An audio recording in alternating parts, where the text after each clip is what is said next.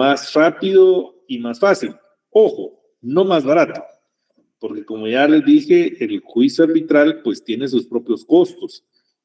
Pareciera, digamos, relativamente sencillo el querer desarrollar un proceso arbitral y se oye tan bonito y se oye mucho mejor, ¿verdad? Que, digamos, lo que uno tiene que pensar siempre es en dos cosas, digo yo, el riesgo y el costo-beneficio, ¿verdad? Entonces, en el juicio arbitral, pues usted sabe, ¿verdad? Y como ya lo hemos platicado, también entonces implica el cumplimiento de lo ahí ordenado. No distinto de un juicio que es tratado a través de los órganos.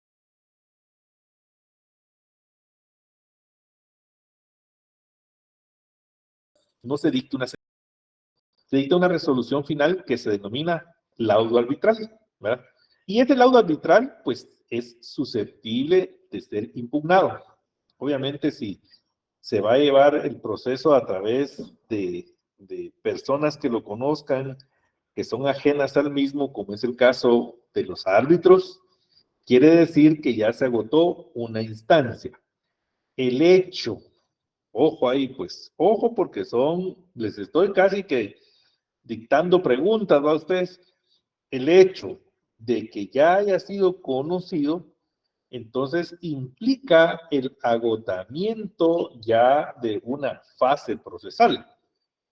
Porque aunque, repito, esto sea un proceso extrajudicial, pues no deja de ser proceso, está normado, tiene su propia ley, ¿verdad? La ley tiene sus propias características, desarrolla sus propios principios, está sujeto a sus propias autoridades y tiene una forma, un modo y un tiempo en cómo debe desarrollarse. Es decir, aunque pareciese un proceso informal, está sujeto a formalidades. Quizás algunas de las informalidades que tiene este proceso devienen del modo como se desarrollan las cosas, que no es que uno va a acudir precisamente a un órgano jurisdiccional o a un determinado lugar, no precisamente.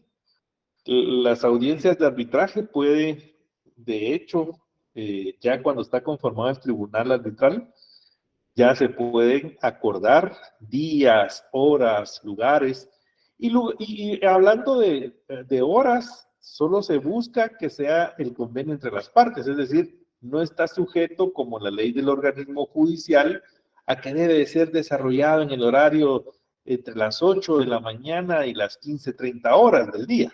No, el juicio arbitral es flexible, ¿verdad? Inclusive hay entidades que, para no interrumpir su quehacer diario, de noche celebran sus audiencias y es válido, sí, porque las partes están de acuerdo. O sea, es una flexibilidad y por eso es que se ven las ventajas, ¿verdad? Y además, porque también no se puede sujetar a un horario en virtud de que las partes muchas de las veces son de niveles internacionales. Entonces, ustedes saben, pues al menos en las latitudes cercanas a nuestro país, tal vez la diferencia serán 2, 3 horas, ¿verdad?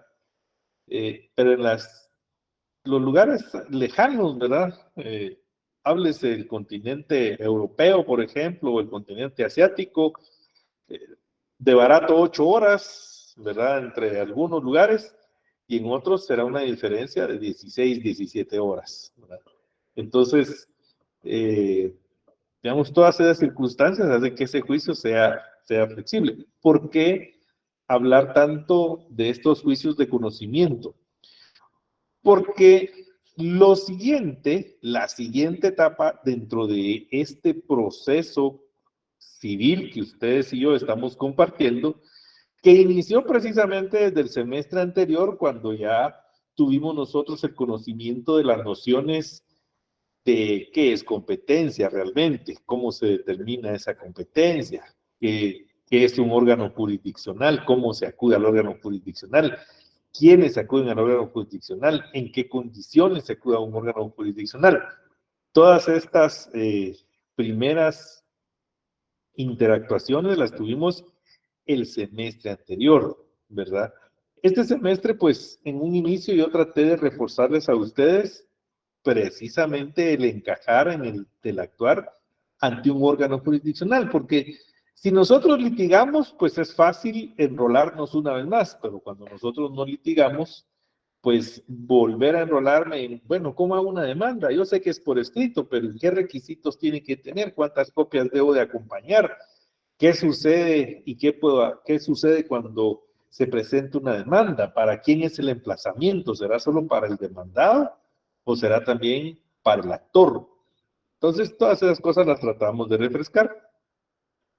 Asimismo, también tratamos de refrescar los medios de prueba, ¿verdad? Sabiendo y entendiendo cuáles son y para qué van sirviendo, cuáles yo puedo utilizar, que la ley no me obliga a utilizar un determinado medio de prueba, ¿verdad? Salvo en casos específicos, ¿oyeron? Y es bueno traer esto a colación porque, pues, medios de pruebas que ustedes puedan proponer, todos los que usted quiera que están dentro del ordenamiento jurídico. O sea, no hay una limitante. Si yo quiero proponer solo un medio de prueba, pues solo uno. Si yo quiero proponer 3, 4, 5, 6 medios de prueba distintos, ¿verdad? Porque, por favor, si usted propone 6 documentos, es un medio de prueba. Es el medio de prueba documental. Son 6 documentos, pero es un mismo medio de prueba, ¿ya? Entonces no puede decir, yo propuse 6 medios de prueba. Usted propuso un medio de prueba, ¿sí? Del cual presentó 6 diferentes opciones.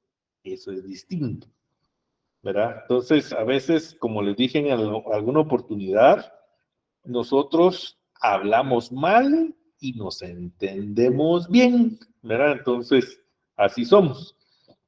Pero esa diversidad de cosas, ya de conocimientos generales, asimismo entendimos un poquito más de cuáles son las excepciones, cuándo se pueden plantear las excepciones, cuándo son dilatorias, cuándo son perentorias y cuáles, porque no es cuándo, ¿verdad?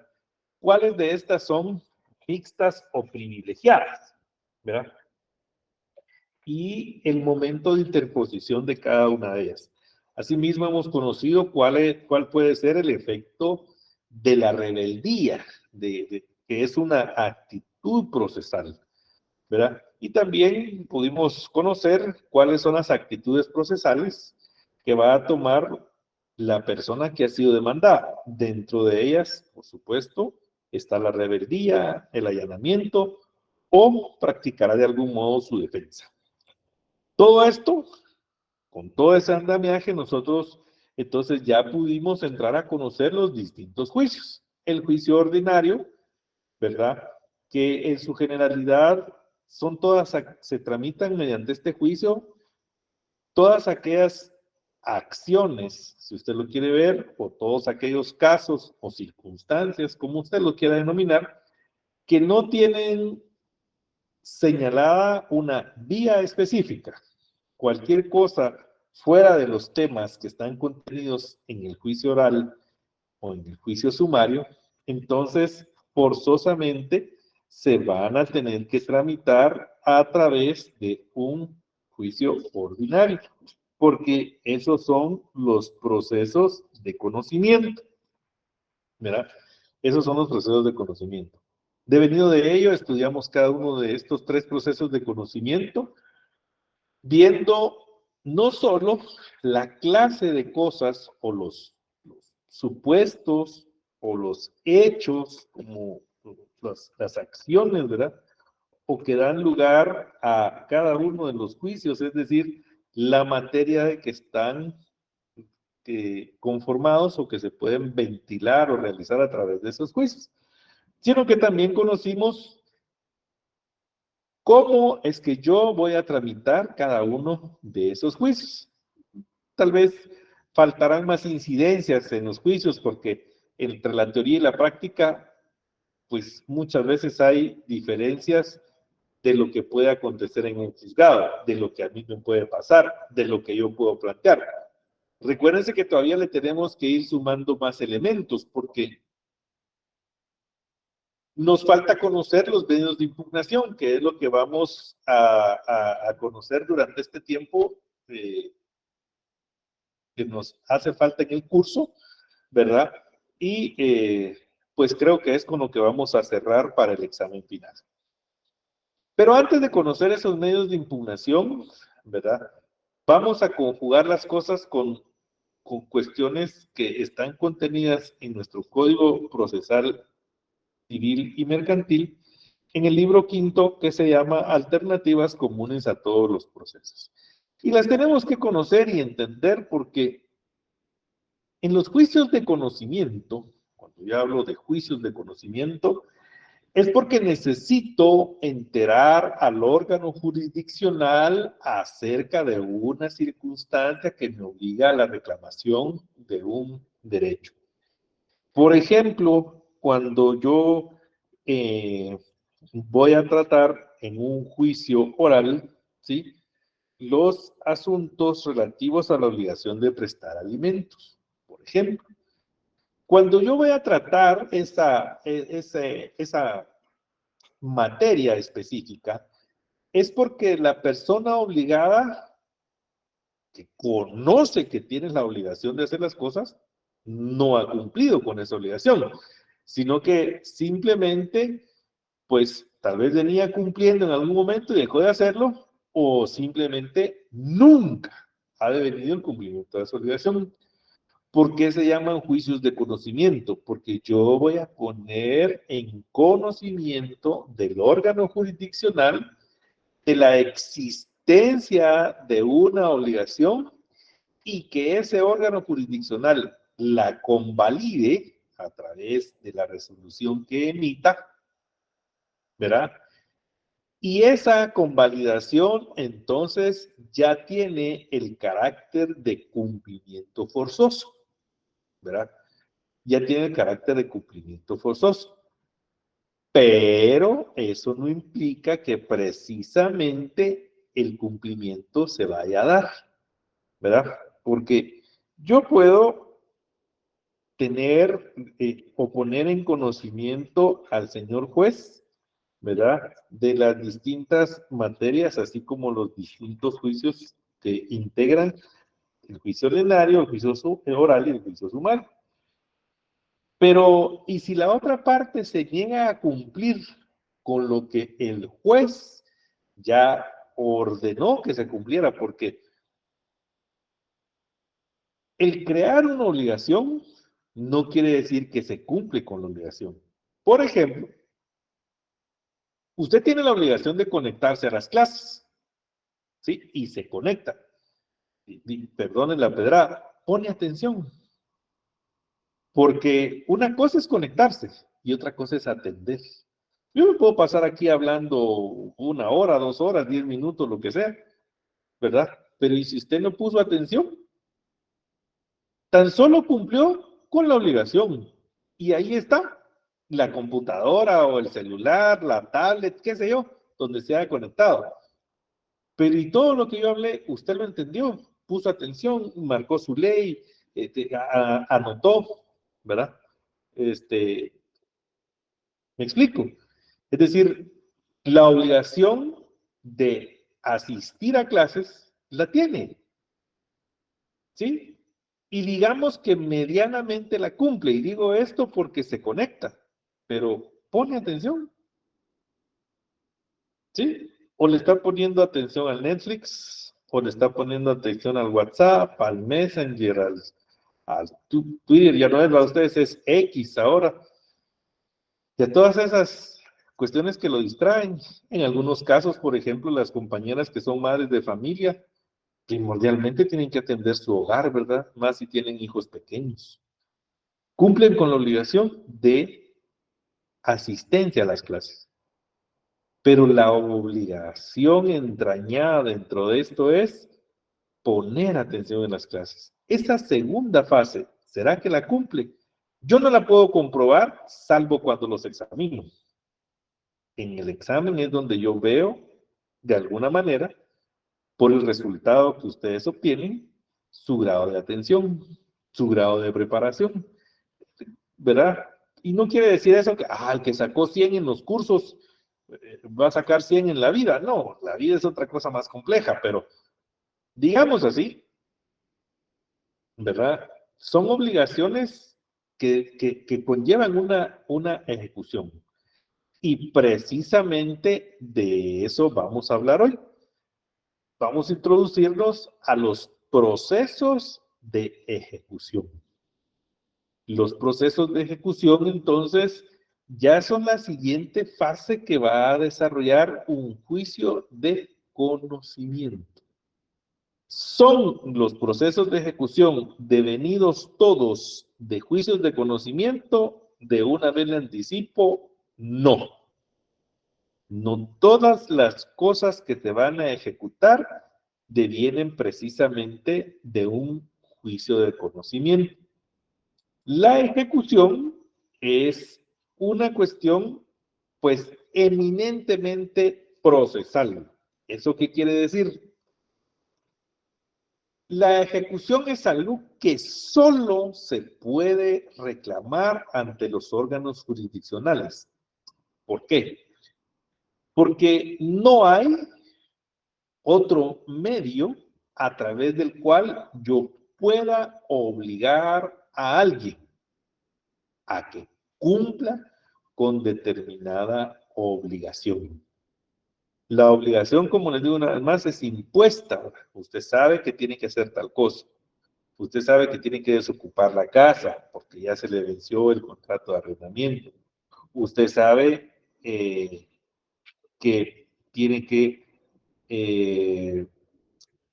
entregar el bien mueble, ¿verdad? El vehículo que le proporcionaron. Usted sabe que lo tiene que entregar. Usted sabe que tiene que rendir cuentas, ¿verdad? Porque usted administra cuentas. Usted sabe que tiene que dividir la cosa común, aunque no quieran, ¿verdad? Pero lo tiene que hacer. Ahora, cuando no se logra de una manera voluntaria, digámoslo así, porque la sentencia ya lo ordenó, entonces se tiene que acudir a una manera forzosa. ¿Y quién es el que va entonces a forzar ese cumplimiento? Únicamente lo puede hacer un juez. Inclusive el juicio arbitral, que ya dijimos nosotros, o proceso arbitral, para llamarlo de la manera correcta. Ya dijimos nosotros que no está a cargo de un órgano jurisdiccional. Y hablando del arbitraje en materia civil, porque en las demás materias, como pudimos apreciar, por ejemplo, en materia laboral, sí, el juez de trabajo y previsión social es el que lleva a cabo pues ese procedimiento de arbitraje, ¿verdad? Bueno, volviendo entonces a lo civil, que es donde nosotros nos interesa ese conocimiento, la ejecución de las cosas, entonces, decíamos, se vuelve o es un proceso eminentemente procesal judicial, ¿verdad? Porque solo el órgano jurisdiccional va a ser el único capaz o facultado para que pueda darse esa cumplimiento a esa obligación, ¿verdad? Forzar y tener los medios para poder, entonces sí, ya cumplir con lo que se ha establecido como obligación. Los procesos de ejecución doctrinariamente se dividen en dos. Los procesos de ejecución de dación, cuando la ejecución va a consistir en dar una cosa cierta y determinada o cierta cantidad de dinero. Esos procesos de ejecución de dación, pues son las clases de procesos de ejecución los más comunes, ¿verdad? Porque, digamos, aquí es donde me van a reclamar a mí el cumplimiento de una obligación que puede consistir en dar dinero o en dar un bien, ¿verdad? Depende de la naturaleza del el proceso y depende de la naturaleza de la obligación. Y el segundo son procesos de ejecución de transformación. Esos procesos de ejecución de transformación son aquellos a través de los cuales se busca hacer o deshacer algo, ¿verdad? De manera forzosa. Es decir, el cumplimiento de hacer o el cumplimiento o el incumplimiento de deshacer me va a traer a mí consecuencias jurídicas. En nuestro medio, ¿verdad? Nosotros dividimos los procesos de ejecución básicamente en tres clases de procesos. Y esos están divididos, pues, en nuestro Código Procesal Civil y Mercantil. Primero tenemos nosotros el proceso de ejecución en la vía de apremio. El proceso de ejecución en la vía de apremio. Este tipo de proceso, ¿verdad? Es por la clase de títulos, ¿sí? Es por la clase de títulos que van a sustentar el juicio. De allí tenemos el proceso ejecutivo, que también ha sido llamado proceso ejecutivo común, para diferenciarlo de la ejecución en la vía de apremio. Y por último, tenemos nosotros las ejecuciones especiales. Tres tipos de procesos que están regulados en el Código Procesal Civil y Mercantil. El primero está de ellos, que es el ejecutivo en la vía de apremio, está regulado del artículo 294 al 326. El siguiente, que es el juicio ejecutivo, está regulado del artículo 327 al 335, y finalmente las ejecuciones especiales, que son los más comunes, están regulados del artículo 336 al artículo 343. Posteriormente a estos de ejecuciones... Sí. Me dijo que el proceso de ejecución de la vía de apremio está del 294 al 326. Sí. Proceso ejecutivo común del 327 al 335. Ah, perfecto, gracias. Bueno, sí. Y luego tenemos nosotros otros dos procesos también de ejecución que son un poquito menos, digamos, usuales. Está la ejecución de sentencias extranjeras, ¿sí? Que está del artículo 344 al 346. Y también tenemos las ejecuciones de carácter colectivo, ¿sí? Y esa está contenido del artículo 347 hasta el 405. Es decir, en materia de ejecuciones, ¿sí? Está contenida en el libro tercero de nuestro Código Procesal Civil y Mercantil, del artículo 294 hasta el 400, perdón, hasta el 300, hasta el 400, cabalito, hasta el 400. Bueno, esos son los juicios de ejecución a nivel judicial guatemalteco. Ahora, doctrinariamente, y las legislaciones tal vez un poquito más modernas, ¿verdad?, que la nuestra, porque nuestro código es de 1963, ¿verdad? Entonces ya tiene algunos días de existencia.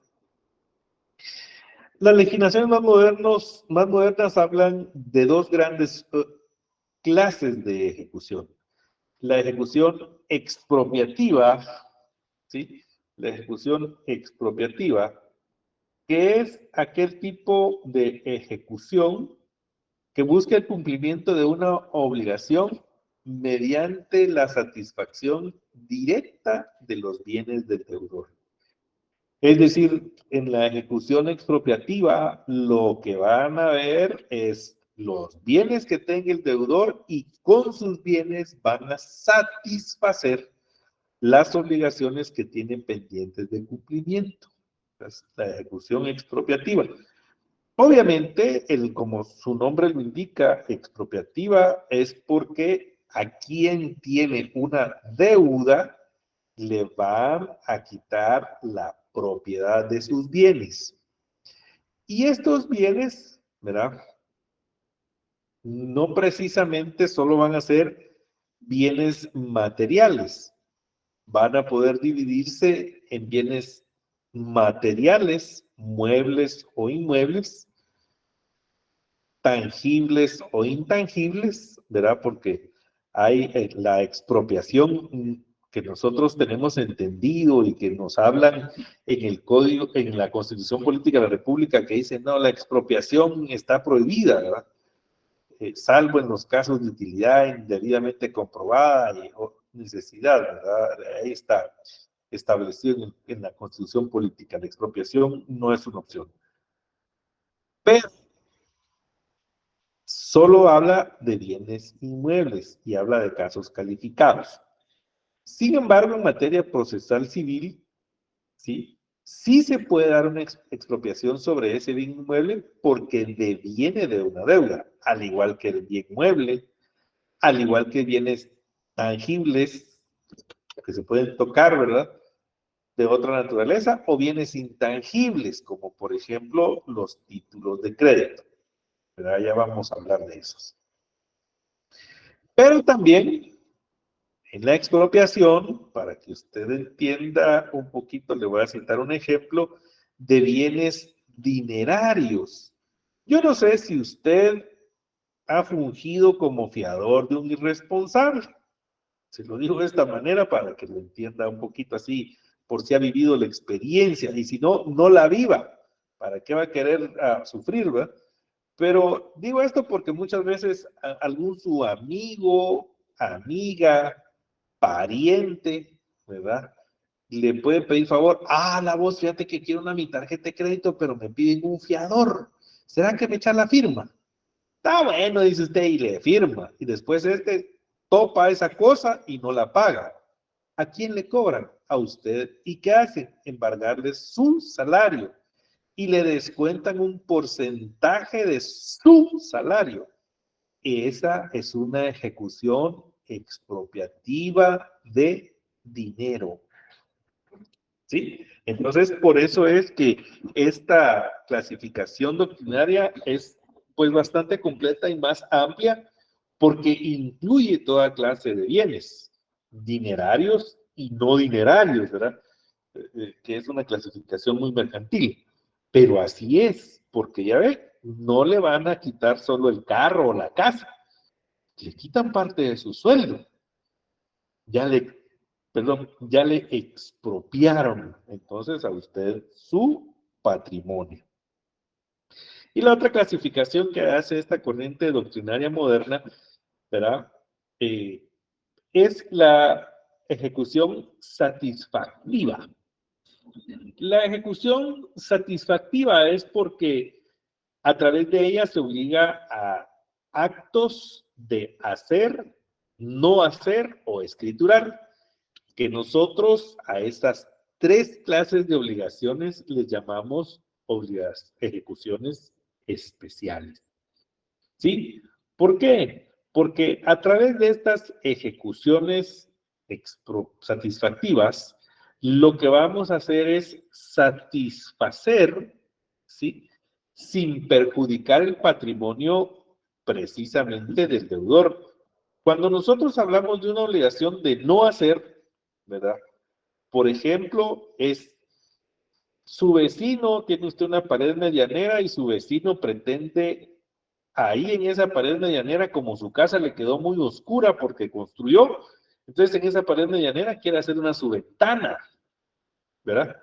Entonces, una ejecución satisfactiva es no haga la ventana, no puede hacer la ventana porque lo que va a hacer ahí es irrumpir en la esfera de la privacidad. Imagínense, hace la ventana y esa ventana cabal va a coincidir con la ventana de su dormitorio, ¿verdad? Y a usted le gusta en su casa estar así con de aquellas cortinas ralitas, ralitas, como dicen en mi pueblo, que parecen bolsitas de té, es decir, todo se transluce, ¿verdad? Entonces ya se imagina qué problema habría con el vecino. Se daría gusto ahí el vecino espiando, ¿verdad? Entonces, irrumpe esa esfera de esos derechos a la privacidad. ¿Qué es lo que necesita usted? Que la satisfacción de esos derechos de privacidad sean cumplidos, que se satisfaga usted que eso sea cumplido. ¿Cómo? No permitiendo que el vecino haga la ventana. Entonces, por eso es que no se le va a afectar en su patrimonio, simplemente no se le va a dejar hacer algo, ¿verdad? Y por eso es que son obligaciones, son ejecuciones de tipo satisfactivo.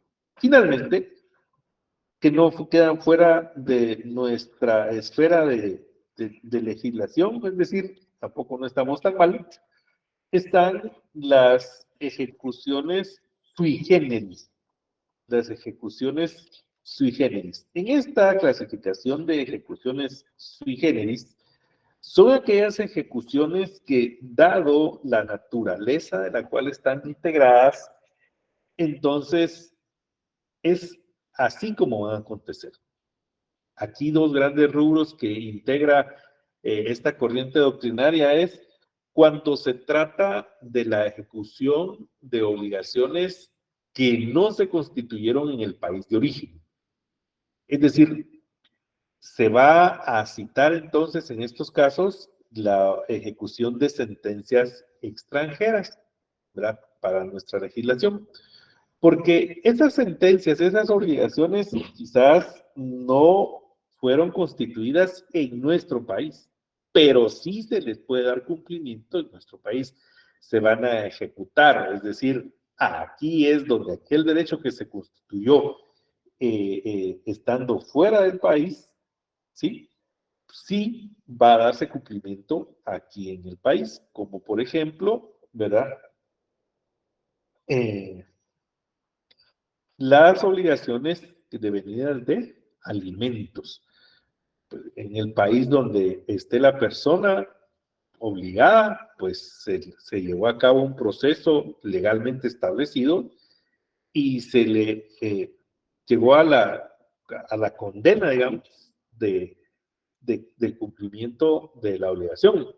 Como ya no tiene, tal vez con qué cumplir precisamente, pero aquí sí, entonces aquí es donde esa sentencia se va a ejecutar. Entonces, esas es son ejecuciones sui generis. Y la otra ejecución sui generis, es decir, de su propio género, son las ejecuciones colectivas. Las ejecuciones colectivas es porque en la participación, ya sea de los actores o de los demandados, lo constituye más de una persona. Usualmente en las ejecuciones expropiativas y en las satisfactivas, solo uno es el actor y uno es el demandado. En las ejecuciones sui generis de carácter colectivo, sucede que puede ser un actor y varios demandados, ¿sí? O varios actores y un demandado, o varios demandados, pero varios actores y varios demandados, perdón. Entonces, son tres categorías, si usted ve en realidad, ¿sí? Pero son sui generis porque esa especialidad en cuanto a que sean varios los que van a participar, la hace totalmente distinta a las demás. Así es como lo clasifican. Entonces, entendiendo ya las clases de formulaciones que se pueden dar, Pasemos a ver qué es una ejecución, qué es una acción ejecutiva. Una acción ejecutiva es poder acudir a los tribunales de justicia sustentando una pretensión que se demanda de documentos que son de carácter ejecutivo y que traen aparejada la obligación de cumplimiento. Que traen aparejada la obligación de cumplimiento. Es decir, nosotros a veces creemos que las cosas por sí solas ya son suficientes como para poder demandar de sí el cumplimiento. Y hay veces que hay que formar el título, se le llama, ¿verdad? La formación de ese título quiere decir entonces que aquel documento, porque eso sí que queda muy claro, las acciones ejecutivas, sí, siempre van a estar fundamentadas en documentos. Repito, las acciones ejecutivas siempre van a estar fundamentadas en documentos. Ese documento del que hablamos se denomina título ejecutivo. Ese documento del que hablamos se denomina título ejecutivo. El título ejecutivo es un instrumento legal por medio del cual ya no se convierte en demandante o en actor, sino que se convierte en acreedor. ¿Sí? Entonces decimos, es el instrumento legal por medio del cual el acreedor puede exigir el cumplimiento de una obligación cobrándose con los bienes del deudor. Y este instrumento tiene la calidad de instrumento autónomo para la práctica de ese derecho. Es decir, es un instrumento que no necesita de nada más que su propia existencia para poder válidamente exigir el cumplimiento de esa obligación. En las distintas legislaciones se han clasificado de distintas formas los títulos ejecutivos. Nosotros, básicamente, digamos, en nuestra legislación están contenidos los títulos ejecutivos, depende de su naturaleza, ¿verdad? Porque ya vimos que hay 5 grandes estratos, pueden ser títulos ejecutivos en la vía de apremio, pueden ser títulos ejecutivos del juicio ejecutivo común, títulos ejecutivos concernientes en sentencias extranjeras, ¿verdad? Estos 3 títulos ejecutivos, y por eso decíamos que la otra es sui generis, ¿verdad? También pueden formar parte de las ejecuciones colectivas o de las ejecuciones de dar, hacer y no hacer. Porque solo en estos 3 primeros, en la ejecución en la vía de apremio, en el ejecutivo común y en las sentencias extranjeras, solo esos 3 son documentos, forman documentos. Las ejecuciones colectivas, por supuesto que dependen de un documento, pero esos documentos van a ser los mismos títulos ejecutivos que ya mencionamos, ¿verdad? Que están contenidos directamente y descritos, ¿verdad? En los artículos 294, 327, ¿verdad? Y en el artículo 344, ¿verdad? Entonces, esos 3 artículos son los que me dicen a mí o me orientan la clase de título. Ya la naturaleza del título, si habla de participantes, de más de un participante, ya sabe usted que son ejecuciones colectivas. Ahora, ya conocemos que hay que tener un documento. Pero necesitamos saber qué es el patrimonio ejecutable, es decir, cuáles son los bienes que yo sí puedo proceder a ejecutar y cuáles son los bienes que definitivamente, ¿verdad?, no son susceptibles de poder ser ejecutados. Los bienes o el patrimonio ejecutable, bienes que constituyen un presupuesto de ejecución forzada. Y ojo aquí, muchas veces cuando decimos un patrimonio de ejecución forzada y entonces a una persona dio en garantía de un crédito hipotecario su casa de habitación, su vivienda, e incumple con el pago de esa obligación y entonces le instauran la ejecución que corresponde y le expropian ese bien. Entonces usted dice, la ley, pero mire, era su único patrimonio y ahí están sus hijos que son menores de edad. Sí, pero usted arriesgó su patrimonio familiar en el libre ejercicio de su voluntad. Es decir, el blindaje que otorga el patrimonio familiar, la constitución de patrimonio familiar, es precisamente para que usted no lo arriesgue.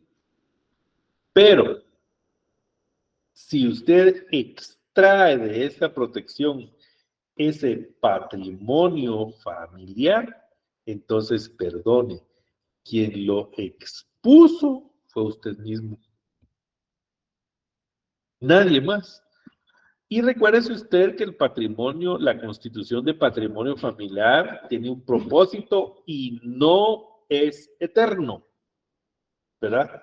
Entonces, por ejemplo, cuando ya los hijos son mayores de edad, salvo, ¿verdad?, los casos especificados en cuanto a la protección de los incapaces, ¿verdad? Si ya son mayores de edad sus hijos, el patrimonio familiar se da por concluido también, porque la protección es para los hijos menores de edad y usted arriesga su vivienda. La ley, pero yo soy ya de la tercera edad, perdone, no tiene esa protección. ¿Sí? Porque decidió arriesgar su patrimonio. Por supuesto que hay algunas exclusiones que se van a poder dar en cuanto a que no es un patrimonio ejecutable. Por ejemplo, los sueldos y los salarios al 100% no son ejecutables y ahí es donde tendríamos que conjugar, por ejemplo, esta parte con el Código de Trabajo, porque se puede solicitar una ejecución de expropiación de bienes dinerarios, es decir, de su sueldo o salario, hasta por un 65%, ¿verdad? Entonces, no es 100% un patrimonio ejecutable, tiene un porcentaje que lo va a limitar. Los bienes nacionales, es decir, todos los bienes que pertenecen al Estado, no son ejecutables, ¿verdad? No puede usted plantear si el Estado a usted le debe y usted va a plantear un juicio ejecutivo en la vía que corresponda, ¿verdad?, en contra del Estado de Guatemala, claro, no son ejecutables los bienes porque no son susceptibles de ser embargados. ¿Por qué?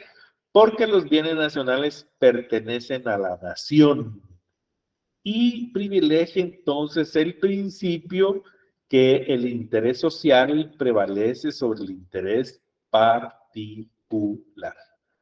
¿Sí? Entonces, las personas no pueden embargar los bienes de la nación, porque de esa clase de bienes nos vamos a beneficiar todos. Finalmente, vamos a hacer una pequeña clasificación sencilla de las acciones ejecutivas y los podemos dividir en dos grandes grupos.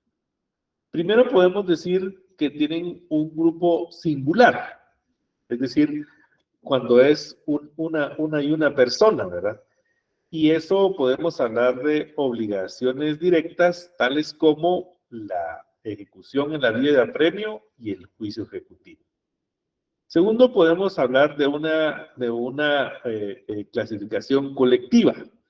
Esa clasificación colectiva es cuando se va a tratar de ejecuciones donde participan, pues, dos o más personas, ¿no? Ya sea dos o más actores o más demandados.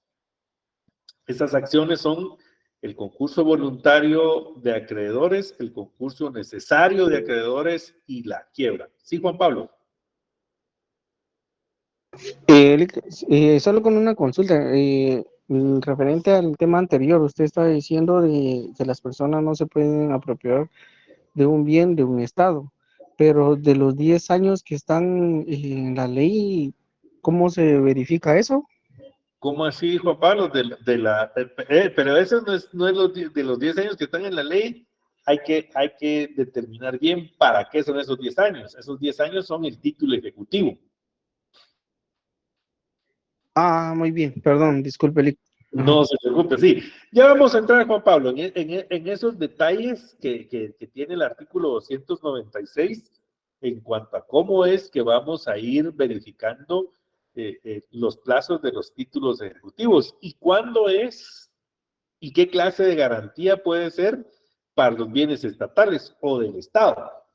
El Estado, una vez más, los bienes del Estado no se pueden ejecutar porque nos pertenecen a todos, pero el Estado tiene su propio sistema de garantía. Por eso es que tanto el Estado como los particulares, cuando por lo regular hacen negociaciones, mi estimado Juan Pablo, lo que se da en garantía es una fianza de cumplimiento de esa obligación. Está digamos, protegido, por así decirlo, con otra naturaleza de fórmula de resguardo, porque una fianza es otra clase de forma de garantía. Por supuesto, y vamos a ver cómo es que se pueden ejecutar esas fianzas, ¿verdad? Porque hay disponibilidad de hacerlo, pero no es afectando los bienes nacionales. Dependen de un negocio, de algo que se llama negocio subyacente. Negocio subyacente es lo que le da origen a la obligación. En este caso, por ejemplo, un movimiento de tierra, ¿verdad? Le dio origen, sí, a que yo descombrara un lugar y... Un momentito, perdón. Disculpe.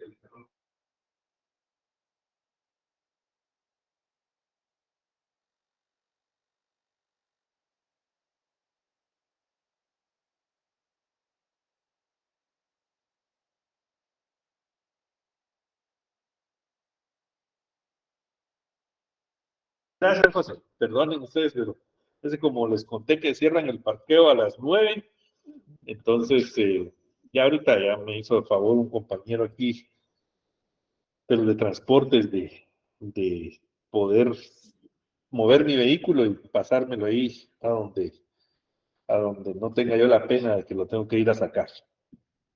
En fin. Tómese su tiempo. ¿Qué manda? No, ya me hicieron favor. Muchas gracias, Juan Pablo. Entonces, como les decía, las obligaciones del Estado sí se pueden ejecutar, pero no va sobre los bienes. Tienen una fórmula que, ya les decía, una de las metodologías es la fianza para poder que el Estado pues tampoco no quede en un incumplimiento eterno, pero esa preocupación del artículo 296 sí hay que tenerle cuidado de todos modos, aunque sea cuestiones del Estado, ¿verdad? Porque ahí sí que son resguardos que sí hay que forzar el cumplimiento, ¿verdad? Digamos, de la generalidad de las obligaciones o de las ejecuciones, perdón, de la generalidad de las ejecuciones es, creo yo, lo más importante. Nosotros, para el estudio, vamos a ir en el orden, ¿verdad? que aparecen en el Código Procesal Civil y Mercantil. Y usted me va a decir, Lick, pero ¿por qué no comenzamos con el juicio ejecutivo? Es más fácil. Fíjese que aparentemente sí, pero lamentablemente, ¿verdad? El legislador le dio prioridad de cómo conformar el juicio ejecutivo en vía de apremio. Y le digo por qué. La ejecución en vía de apremio es una ejecución que ya tiene garantizada la obligación. Es decir, ya no puede usted discutir o querer confrontar el hecho de la ejecución. ¿Por qué? Si ustedes me acompañan, ¿verdad? A el artículo 294 del Código Procesal Civil y Mercantil, este establece lo siguiente. Dice, procede la ejecución en vía de apremio cuando se pida en virtud de los siguientes títulos. Siempre y cuando que traiga aparejada la obligación de pagar cantidad de dinero líquida y exigible. Es decir, ya hay plenamente determinado de una forma clara y precisa cuánto debe usted, o la persona, pues, para no decir que usted debe, la persona que va a ser ejecutada mediante la vía de apremio. Se pasa un proceso y usualmente las ejecuciones llevan un proceso extrajudicial. Y lo digo de esta manera porque en muchos de los casos, que el más común que nosotros podemos tener conocimiento es el que aparece en el numeral 3 de este artículo 294 que dice créditos hipotecarios. Los créditos hipotecarios usualmente son aquellos que usted y yo constituimos con un banco para la compra de un bien. Hipotecario es exclusivo de bienes inmuebles, ¿verdad? Eso que quede muy claro. Cuando usted acude al banco, ¿verdad?, a realizar una clase de estos créditos, perdonen, tiene que quedar muy claro. El banco no le está vendiendo la casa o el terreno o el apartamento. El banco le está vendiendo el dinero para que usted pueda adquirir la casa, el terreno o el apartamento. En garantía de esa casa, terreno o apartamento, usted va a gravar ese bien, ¿sí? Le va a imponer un gravamen, una carga a ese bien.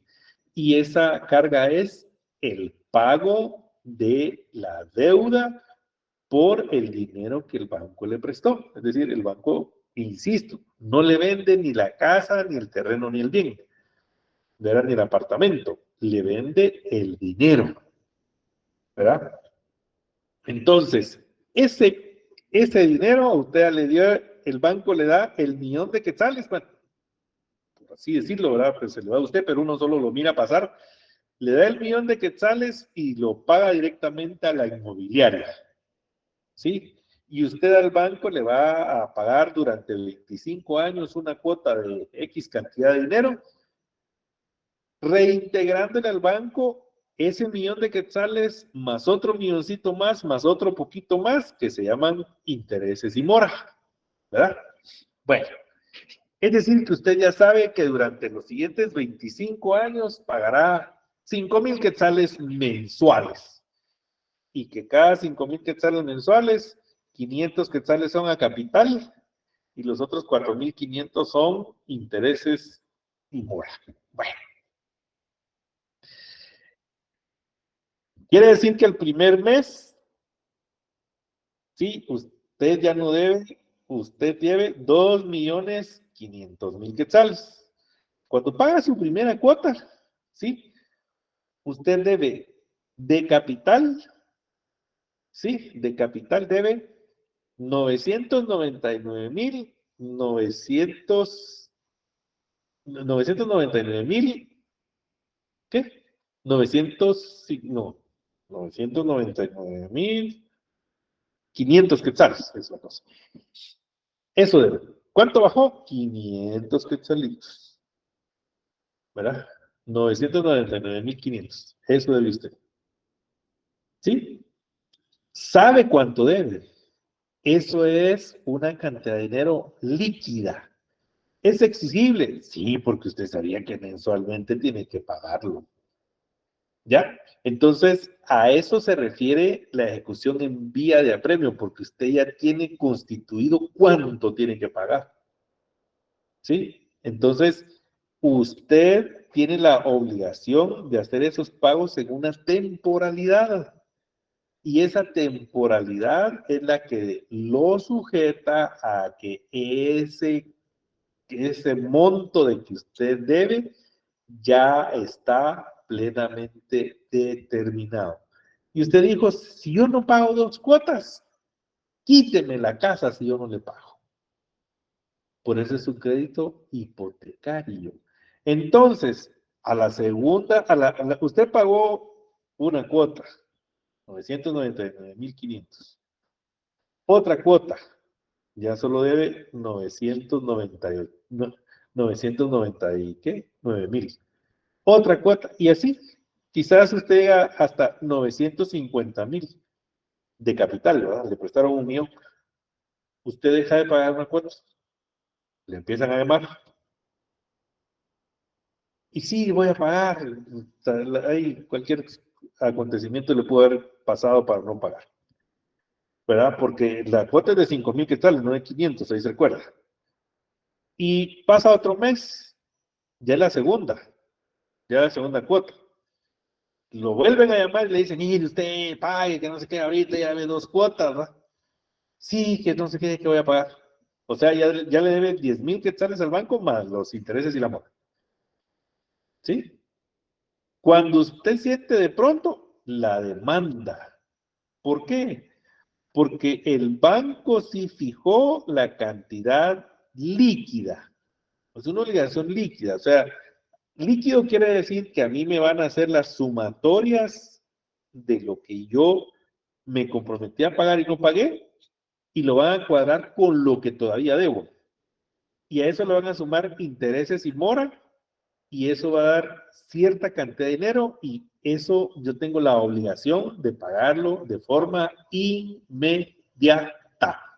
Por eso es que es una obligación líquida. Se sabe con certeza y claridad cuánto es, está plenamente determinado.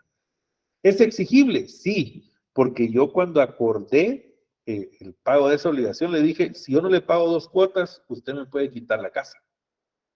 Y por eso es que se dan las demandas. La LIC, pero mire, si usted dice que yo ya solo debía 950,000 quetzales, ¿cuánto había pagado ya? Sí, pero lamentablemente usted no se comprometió a pagar, ¿sí? Solo 50,000 quetzales. Usted se comprometió a pagar 1,000,000 y debe 950,000. ¿Ya? Entonces, ese juego de valores es el que hace que esa obligación sea exigible. ¿Por qué? Porque se incumple básicamente con el plazo que se había fijado en el título ejecutivo. Y por eso les hacía la relación del numeral 3, los créditos hipotecarios, porque son los más sencillos. Pero igual le puede pasar a usted con un crédito prendario. La moto, el carro, el yate, la lancha, el helicóptero que usted se quiso comprar, ¿verdad? Le puede pasar exactamente igual. Igual sucede también con los convenios de alimentos, que es el que está en el numeral séptimo, que dice convenio celebrado en juicio, ¿verdad? Convenio celebrado en juicio. Ese convenio celebrado en juicio, pues obviamente si nosotros vamos a retrotraernos, puede suceder en un juicio oral de alimentos, pero también en un juicio oral de alimentos está el título que regula el numeral 1, que dice sentencia pasada en autoridad de cosa juzgada. Es decir, cuando ya la persona ya la juzgaron, ya no hay ningún recurso pendiente de que pueda interponer, porque ojo, la acción constitucional de amparo no es un recurso.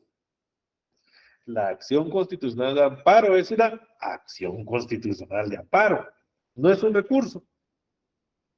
¿Ya? Porque se supone que dentro del proceso a usted le vulneraron las garantías de carácter constitucional y por eso es que está interponiendo usted esa clase de acción. Pero la acción constitucional de amparo no tiene o no deviene de otra forma o fórmula más que esa parte. Así es que, digamos, los títulos entonces ejecutivos en vía de apremio es porque ya conllevan por sí mismos un castigo. Un apremio es algo que a usted lo va a castigar. ¿Ya? Eso es un apremio. Un apremio es esa digamos así, presión que va a hacer y que es de obligatorio cumplimiento y que se formula a través de una disposición que yo voluntariamente acepté. Porque el crédito hipotecario yo lo acepté voluntario, yo decidí que fuera hipotecario. Entonces, esa aceptación, pues ya conlleva una responsabilidad. ¿Sí?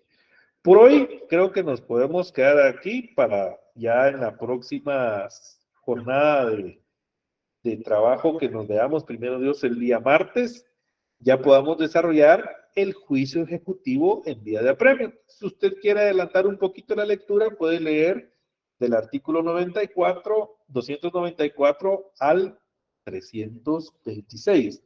Pero también le pido favor entonces, ¿verdad? Que si usted quiere adelantar la lectura de una manera más adecuada, también se lea, si le da tiempo, el libro quinto del Código Procesal Civil y Mercantil, que se denomina Alternativas Comunes a todos los procesos y que inicia, ¿verdad?, en el artículo 516 y finaliza en el artículo 595. Le digo esto porque los vamos a conjugar, ¿verdad? Porque recuérdese usted que para forzar el cumplimiento de una obligación, ¿sí? Yo tengo o puedo utilizar medidas de coerción. El apremio por sí mismo ya es una medida de coerción, pero yo puedo, aparte de eso, todavía presionar un poco más, ¿verdad? Así es que esas medidas de coerción, al igual como le platiqué de los medios de prueba, no es una sola. No es una sola. Se pueden instaurar varias medidas de coerción y la persona va a sufrir. Y por eso es que muchas veces, pues las personas que sufren de esta clase de procesos se ven en la obligación o en la necesidad de, pues, cumplir con la misma a través de la entrega de sus bienes o meterse a otro lío más grande para poder obtener los recursos financieros necesarios para cumplir con la obligación. Walter dice, nos compartirá. ¿Cuál información, Walter? Parte de lo que le está dando lectura, Ali. Es el Código Procesal Civil y Mercantil. Lo demás no le di lectura de ningún lado. Perdón, es que hoy no hice presentación, Walter, de este tema, nada. No, y si no me dio tiempo, pero voy a preparar algún material, yo con mucho gusto. Con mucho gusto. Bien, no me resta más, chiquillos y chiquillas, que agradecerles su presencia, su prestancia y su tiempo. desearles una buena noche y que tengan ustedes un buen fin de semana. Y recuerden, por favor, viene pues una jornada de descanso, si bien es cierto, pero también una jornada de reflexión, ¿verdad? Para podernos poner a cuentas con ese ser que nos permite llegar al final de una semana más, de una jornada de trabajo más. Y pues yo diría que es muchas veces necesario ir y ser agradecidos. Recuerde usted que lo más importante en la vida es poder tener gratitud. Sí, Walter. Sí, tenía una duda, pero mejor en la próxima clase. Era con referencia a los bienes ejecutables. Va, con gusto. Ajá. Con gusto, excelente. Ahí me la recuerda, con gusto, ¿yo? Gracias. Vaya pues, un abrazo para todos, una feliz noche y que pasen un bonito fin de semana. Éxitos.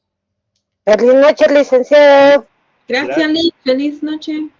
Gracias, Feliz igualmente, noche, Liz. Feliz noche. gracias. Feliz noche. Adiós, Erika, buenas noches. Adiós, Hidalma. Feliz noche.